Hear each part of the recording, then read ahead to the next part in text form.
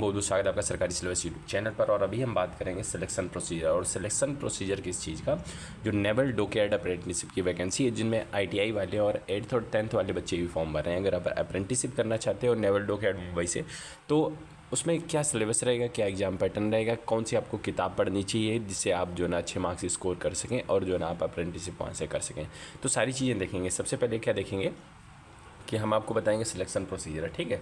फिर उसके बाद में कौन कौन से टॉपिक्स आपके आएंगे, ठीक, कितने कितने मार्क्स के आएंगे, और लास्ट में नेगेटिव मार्किंग वगैरह, और जो है ना आपकी कौन सी किताब आप ले सकते हो, ठीक है। और कितने बच्चे जो है ना इंटरव्यू के लिए सिलेक्ट किए जाएंगे, कितने बच्चे रिटन एग्जाम के लिए सिलेक्ट किए जाएंगे, इन सब चीज़ों की जानकारी हम आपको इस वीडियो में देने वाले हैं।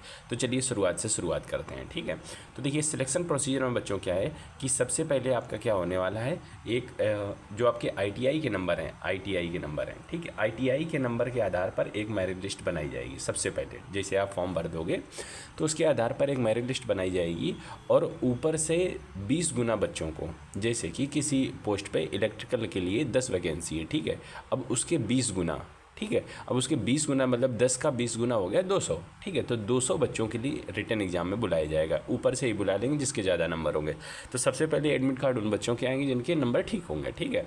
अब देखो बहुत ज़्यादा कंपटीशन तो नहीं रहने वाला है, तो अगर आप फॉर्म भरते हैं तो आपके आने के भी चांसेस रहेंगे, ठीक है। तो ये सबसे पहले हो गया आपका कि रिटन एग्जाम किस बेस पर देने को मिलेगा। तो रिटन एग्जाम आप समझ गए कि आपको ITI के जो भी नंबर हैं उसके नंबरों के आधार पर मेरिट लिस्ट बनेगी, और उसके बेस पर एडमिट कार्ड आएंगे रिटन एग्जाम के लिए। बात आप समझ गए। अब इसी को जो बोलते हैं प्रिलिमिनरी मेरिट लिस्ट, ठीक है, ये आपकी ITI के जो परसेंटेज मार्क्स हैं उसी के आधार पर आपकी बनाई जा रही है, ठीक। अगर आपने ITI किया है, अगर आपने ITI नहीं किया है, 10th वाले हो तो आपको 10th के बेस पर, अगर आप 8th वाले हो तो आपके 8th के बेस पर फाइनल मेरिट लिस्ट बनाई जाएगी, ठीक है। अब देखिए 8th और 10th वालों के लिए रिगर की वैकेंसी थी, और वो ITI के लिए अलग वैकेंसी थी, और कक्षा 8वीं और 10वीं वालों के लिए रिगर वाली वैकेंसी थी, फोर्जमैन वाली वैकेंसी थी। तो ऐसे बच्चे उसमें फॉर्म भर सकते थे, ठीक है। अब आगे देखेंगे कि आपका जो रिटन एग्जाम रहेगा उसमें क्या क्या चीज़ें पूछी जाएगी। देखिए 3 चीज़ें पूछी जाती है, उसके बारे में मैं आपको बता देता हूँ। आप यहाँ से देखिए, जनरल साइंस 35 नंबर की, ठीक है, मैथमेटिक्स न्यूमेरिकल एबिलिटी जिसे बोलते हैं वो 35 नंबर की, और जनरल अवेयरनेस आपकी 30 नंबर की, ठीक है। तो आप यहाँ से देख पाएंगे कि 35 की दो चीज़ें, जनरल साइंस आ रही 35 नंबर की, और मैथमेटिक्स जिसे आप न्यूमेरिकल एबिलिटी बोलते हैं वो 35 नंबर की, और इसके बाद आ रही है आपकी जनरल अवेयरनेस जो कि आ रही है आपकी 30 नंबर की जनरल अवेयरनेस यहाँ से, ठीक है। तो 35 70 और 30 हो गए 100, तो 100 अंकों के आपके जो है ना पूरे प्रश्न रहेंगे, और आपका जो समय रहेगा बच्चों वो 2 घंटे का समय रहेगा। और सबसे ज़रूरी बात क्या है कि बच्चों there is no negative marking, ठीक है। तो आप थोड़ा बहुत तुक्का भी लगा सकते हो, नहीं पता हो तो छोड़ने की ज़रूरत नहीं है। शायद आपके 10 में से 10 प्रश्न आपके ना आ रहे हो, और 10 में से हो सकता है 4-5 तुक्के आपके सही हो जाएँ, तो बल्ले बल्ले हो जाएगी, ठीक है। तो ये चीज़ हो गई।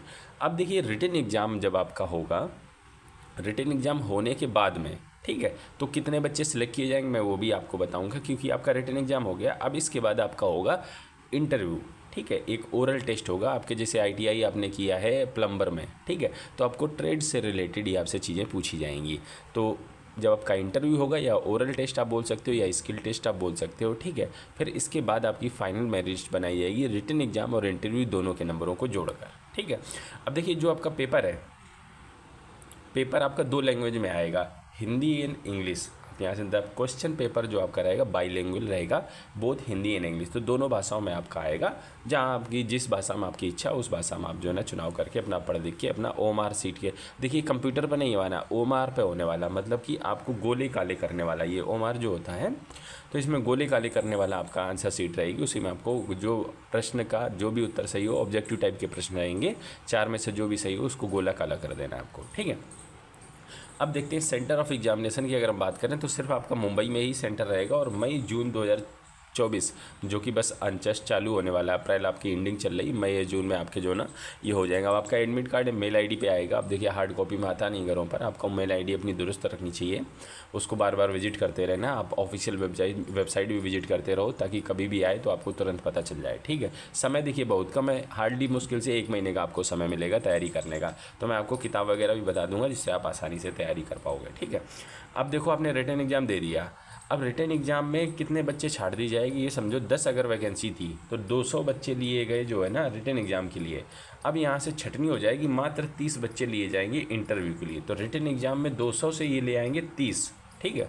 तो रिटन एग्ज़ाम में छटनी काफ़ी ज़्यादा है और इंटरव्यू में भी छटनी है, क्योंकि 30 ले आएंगे और 30 में से फिर इन्हें सिर्फ 10 लेने हैं, ठीक है।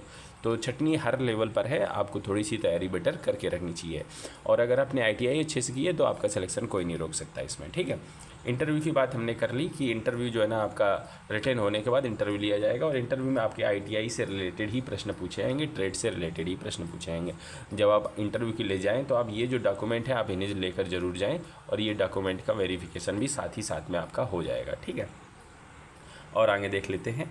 अब जो आपकी फाइनल मेरिट लिस्ट बच्चों होगी आप यहाँ से चेकआउट कर सकते हो। रिटन एग्जाम एंड इंटरव्यू के बेस पर आपकी फाइनल मेरिट लिस्ट बनाई जाएगी, ठीक है। और इस वेबसाइट पर जाकर आपको अपना ऑनलाइन फॉर्म वगैरह भी भर देना। अब आपको लेके चलता हूँ कि जो आपका जनरल साइंस हो गया, मैथ्स हो गई, जनरल नॉलेज हो गई, उसमें क्या किन किन टॉपिक से आपको जो ना पूछा जाएगा। देखो, जो टफनेस का लेवल रहेगा वो आपके 10वीं का लेवल ही रहेगा। बहुत ज़्यादा क्वेश्चन टफ नहीं आएंगे। अगर आपने नॉर्मल तैयारी की है तो आप इसमें आसानी से सेलेक्ट हो सकते हो। मैं आपको एक बार डिटेल सिलेबस भी दिखा देता हूँ। तो चलिए, नेवल डॉकयार्ड जो विशाखापट्टनम अप्रेंटिस है उसमें 3 चीज़ें ही पूछी जाती है, general knowledge, mathematics, general science. अब हम यहाँ से देखेंगे कि जनरल नॉलेज में आपका क्या क्या रहेगा। आप यहाँ से देख सकते हो, ये चीज़ टॉपिक्स जो है आपके जनरल नॉलेज के टॉपिक्स हैं, ठीक है। ये सब चीज़ों से प्रश्न आपके रहेंगे, ठीक है। और आगे देख लेते हैं। आप इसका चाहो तो स्क्रीनशॉट लेके रख सकते हो। ये जनरल नॉलेज के टॉपिक हैं सारे के सारे ऊपर वाले, ठीक है।